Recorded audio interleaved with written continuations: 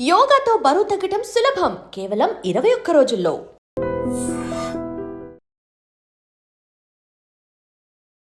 Welcome to I dream. నా పేరు లుంపిని.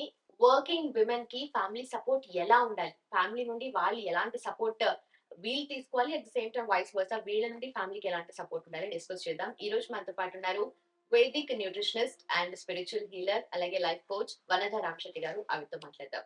Ma'am, working women always అంటే మల్టీ టాస్కింగ్ అనేది విమెన్ కి బ్లడ్ లోనే ఉంది అని అంటారు. అయితే ఇప్పుడు వర్కింగ్ విమెన్ కి ఆ మల్టీ టాస్కింగ్ డబుల్ ట్రిపుల్ అయిపోతూ వస్తుంది కదా. సో దీన్ని వీళ్ళు ఎలా తీసుకోవాలి, at the same time family support ఎలా ఉండాలి వీళ్ళకంటే?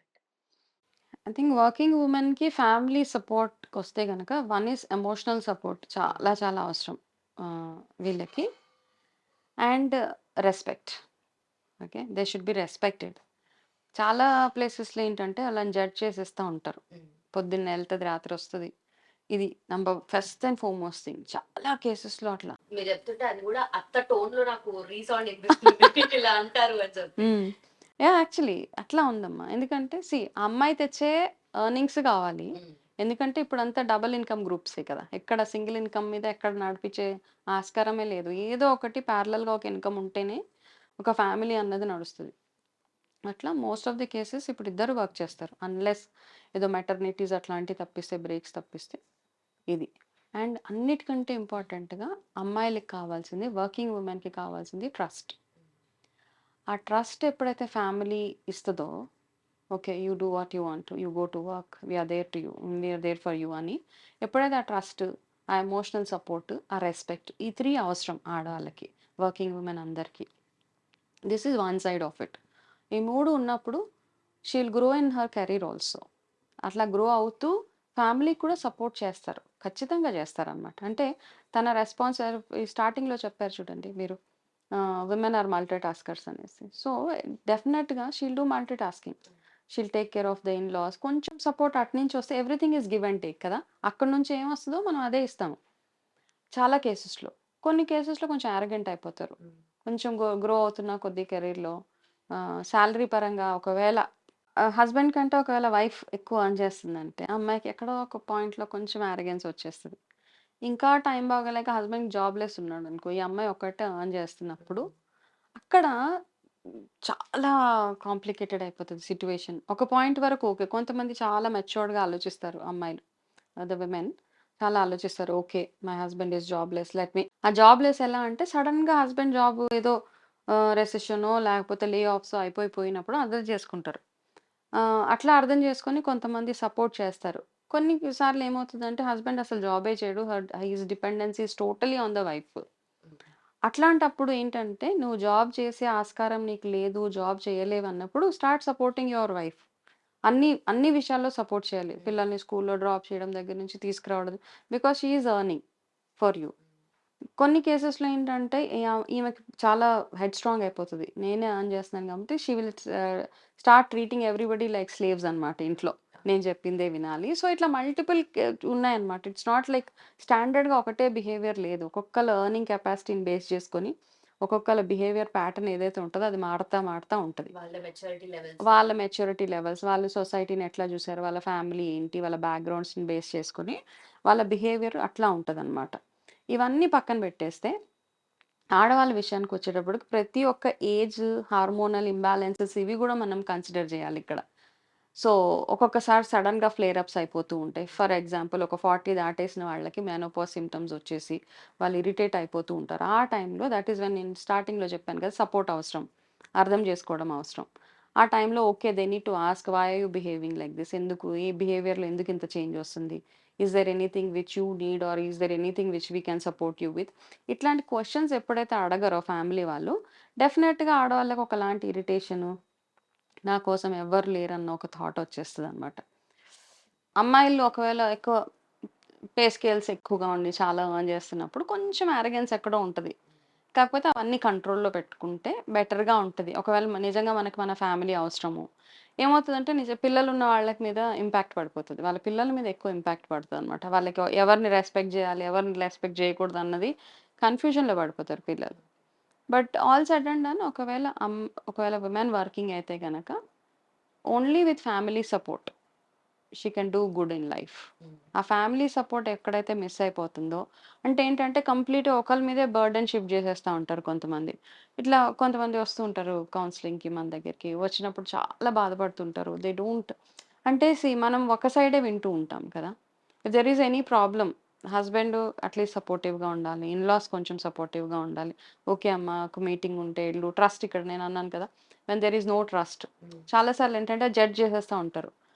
ఆహ్, ఒకవేళ విమెన్ వర్కింగ్ అనుకో, they are required to dress up in a particular way. Okay. వాళ్ళని వాళ్ళు ప్రాపర్‌గా ప్రెజెంట్ జేసుకోవాలి. అంటే ఆక్వర్డ్‌గా గాదు. సరిగ్గా డ్రెసప్ అయ్యెళ్ళాలి. ఆ డ్రెసప్ అయ్యే ప్రాసెస్‌లో చాలా చాలా కామెంట్స్ ఇంట్లో వాళ్ళే అంటూ ఉంటారు. వాళ్ళు బాధపడుతూ ఉంటారు. నేను తయారవుతే ప్రాబ్లమ్ ఉంటది. ఎందుకంటే they have to look elegant. Proper dressing, grooming, well గ్రూమ్డ్‌గా ఎళ్తేనే ఆఫీస్‌లో కొంచెం వాళ్ళకి కూడా రెస్పెక్ట్ ఉంటది కాబట్టి, అట్లా వెల్ గ్రూమ్ అవుతున్నప్పుడు గూడా ఆడవాళ్ళని కొంచెం చీటికి మాటికి ఏదో ఒక మాటలనేవాళ్ళ ఫ్యామిలీస్ ఉన్నాయి. సో, ఇవన్నీ ఏంటంటే వాళ్ళ ఆఫీసులకొచ్చి రెడీ అవుతారనమాట. ఇట్లాంటి వాళ్ళని గూడా చాలా సార్లు చూస్తాం. They come to office I used to work. నేను ఒక 20 years I was working for corporates. అట్లాంటి టైంలో గూడా ఉండేవాళ్ళనమాట. మేమందరం షేర్ చేసుకునేవాళ్ళం. ఇంట్లో నుంచి పిచ్చోళ్ళలా వచ్చేవాళ్ళనమాట ఆఫీస్‌కి నిజంగా.